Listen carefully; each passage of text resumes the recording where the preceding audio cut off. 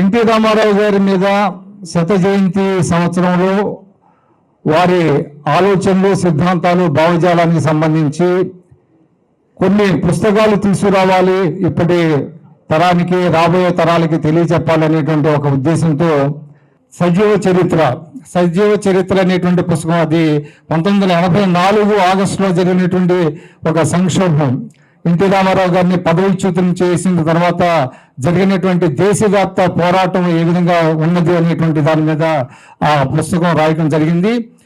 సజీవ చరిత్ర 1984 ప్రజాస్వామ్య ఉద్యమం. మొన్న విజయవాడలో హార్డ్ కాపీని, పుస్తక ప్రతిని శ్రీ నారా చంద్రబాబు నాయుడు గారు, పెద్దలు వెంకయ్య నాయుడు గారి చేత బెజవాడలో ఇనాగరేట్ చేశాం.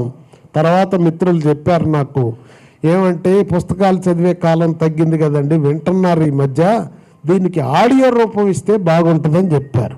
వెంటనే దానికి అశోక్ కుమార్ గారు, మా సినీ ప్రొడ్యూసర్ అశోక్ కుమార్ గారు, వారి సోదరులు సంతోష్ కుమార్ గారు ఇద్దరు వచ్చి, ముందుకు రండి, ముగ్గురు వచ్చి, గాయత్రి గారు సంతోష్ కుమార్ గారు వైఫ్, ఈ మేడం వాయిస్ చెప్తా ఉంటారు, మేము ఆ ప్రయత్నం చేస్తామని వచ్చారు. గుడ్ ఐడియా, వెంటనే అమలు చేద్దామని 1 నెల క్రితం మొదలుపెట్టాం, చేశాం. ఇప్పుడు ఆ ఆడియో ప్రతిని ఈరోజు రిలీజ్ చేస్తున్నాం. ఏ గవర్నమెంట్ అయినా రాని ₹2 కిలో బియ్యం ఉండాల్సిందే. ఎవడు కూడా తీసేయలేని స్కీములు పెట్టిన మునగాడు కూడా మహనీయుడు ఎన్టీ రామారావు గారు. అది చూడాలి మనం. మిగతా అన్ని ముఖ్యం కాదు, పేదవాడికి అవసరమైంది చేశాడు ఆయన. అన్నా పెన్షన్ కూడా, పెన్షన్ కాన్సెప్టే ఆయనది. వీళ్ళు మేము 4,000 ఇస్తాము, 5,000 ఇస్తాము, 10,000 ఇస్తామని చెప్పినా ఎవరిది? ఇది ఎన్టీ రామారావు గారిది. ఆ స్కీమ్ను ముట్టుకునే ధైర్యం ఎవరికైనా ఉందా? తీసేసే ధైర్యం ఎవరికి లేదు. పెన్షన్లు కూడా, జనతా వస్త్రాలు, పటేల్ పొరపాటు రద్దు చేస్తే తెలంగాణ అంతా పండుగలు చేసుకుంటండి. తెలంగాణ అంతా పండుగలు చేసుకుంది. కాబట్టి తెలంగాణలో పండుగలు చేసుకునేటువంటి కార్యక్రమాలు ఇవన్నీ కూడా పండుగలు చేసుకున్నాయి. మహిళలకు ఆస్తిలో సమాన హక్కు ఎవడిచ్చాడు? ఎవడు ఇయ్యలే. అంబేద్కర్ ఓ టైంలో మహిళలకు ఆస్తిలో సమాన హక్కుతో పాటు అనేక విషయాలు కోరితే ఆనాడు ఉన్నటువంటి పరిస్థితుల్లో అది కాకపోతే ఆయన రిజైన్ చేసిండు అంబేద్కర్. అది ఎన్టీ రామారావు గారు పెట్టింది వల్ల భారతదేశం అంతా కూడా అమలు జరిగేటువంటి పరిస్థితి వచ్చింది. ఇప్పుడు ఏ ఇంట్లో ఉన్నా పంచాయతీలు అవుతున్నాయి. ఏం పంచాయతీలు అంటే ఎన్టీ రామారావు గారు పెట్టిండు స్కీము. అది ఏమైంది? ఎప్పుడో 30 ఏళ్ళ కింద పెళ్లి చేసుకొని పోయినా కూడా బట్టలు సర్దుకొని ఇంటికి వస్తుంది మళ్ళా. ఎందుకమ్మా అంటే నా పాలు రావాలి కదా. పురంధేశ్వరి గారు మరి ఎంత తీసుకుపోయాడో ఏం సంగతం. ఆ ప్రభుత్వాలన్నింటినీ కూల్చేయగలడు. అటువంటి స్పీచెస్ ఆయన ఇచ్చేవాళ్ళు. ఆంధ్రజ్యోతి, ఆంధ్రపత్రిక, ఆంధ్రప్రభ అట్లాంటివి వచ్చాయి అప్పట్లో. ఈనాడు, ఐ థింక్ ఈనాడు అప్పటికి రాలేదు అనుకుంటా.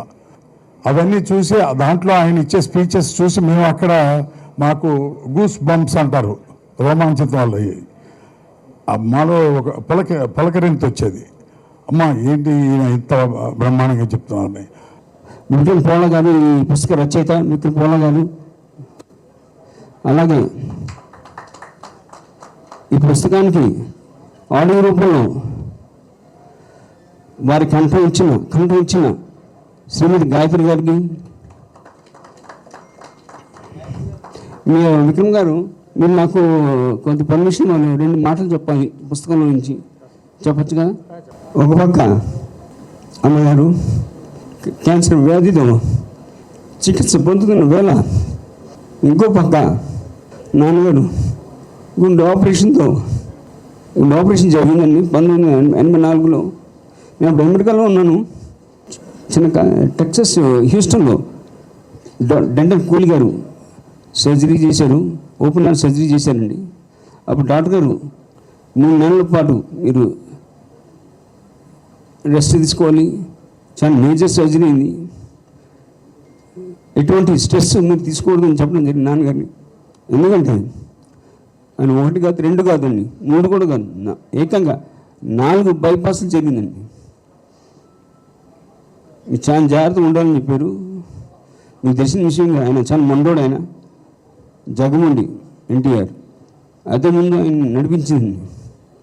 ఇంతటి అద్భుతమైనటువంటి ఘట్టం ఏదైతే ఉందో, అంటే ఒక రకంగా చరిత్రని ఒక మలుపు తిప్పినటువంటి ఘట్టం ఏదైతే ఉందో దాన్ని ఎవరూ కూడా మర్చిపోకుండా భవిష్యత్ తరాల వారికి అసలు సంకల్పం అంటే ఎలా ఉంటుంది, సంకల్ప బలం ఏ దిశగా మనని తీసుకువెళ్ళగలదు అనేటువంటి విషయాన్ని తెలియపరిచేటువంటి ఈ అద్భుతమైనటువంటి సంఘటనని భవిష్యత్ తరాల వారికి తెలియజేయాలంటే పఠనం మాధ్యమంగా బహుశా మనలాంటి వాళ్ళు రిటైర్ అయిపోయినటువంటి వాళ్ళు చదువుకుంటామేమో, కానీ భవిష్యత్ తరాల వారు ఎక్కడైతే వారు డిజిటల్ మాధ్యమానికి వారు అలవాటు పడుతున్నారో ఆ మాధ్యమంగా వారికి చరిత్ర తెలియజేయాలి అనేటువంటి సంకల్పం ఏదైతే ఉందో, నేను నిజంగా ఇవాళ వేదిక మీద నుండి జనార్దన్ గారిని, విక్రమ్ గారిని, వారి ఇరువురిని, వారికి సహకరించిన వారిని అందరికీ కూడా నా అభినందనలు నేను తెలియజేస్తున్నాను.